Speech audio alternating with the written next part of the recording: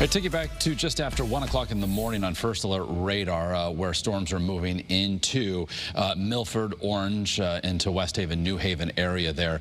This is the storm that produced the likely straight-line wind damage from a downburst. So a column of air rapidly rushing toward the surface, pushing out and creating the straight-line wind damage that has led to a swath of damage that the National Weather Service is going to be further investigating. We expect their findings by early tomorrow morning as far as the classification of what exactly led to this, what type of downburst, and perhaps even as how high those winds gusted. But the storm threat is certainly over. We have temperatures here in the noon hour up between 75 and 80 across Connecticut. Our view from Waterbury, our view from New London, clouds giving way to a bit of a brighter sky, albeit a bit on the smoky side from that to wildfire smoke aloft in the atmosphere. So nothing too concerning, of course, when it comes to air quality here at the surface. Temperatures this afternoon heading to between 80 and 85 for many communities. A little bit cooler across the hills of northwest Connecticut.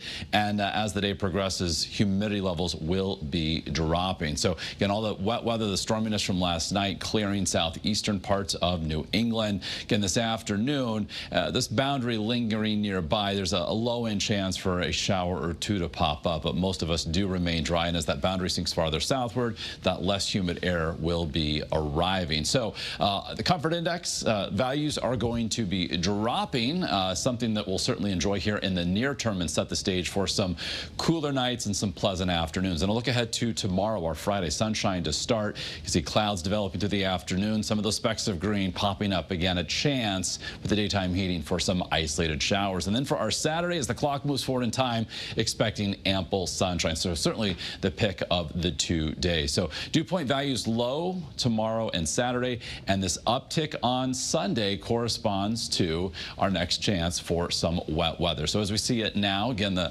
first half of the weekend better than the second half. By no means is Sunday a washout, but we're expecting increasing cloudiness, that uptick in mugginess with increasing chances for rain, say from the afternoon into the evening hours. Rain from Sunday night continues into early Monday morning, and then forecasting some brighter, drier weather from Monday afternoon into Tuesday and Wednesday with temperatures up near average, if not just a little bit above.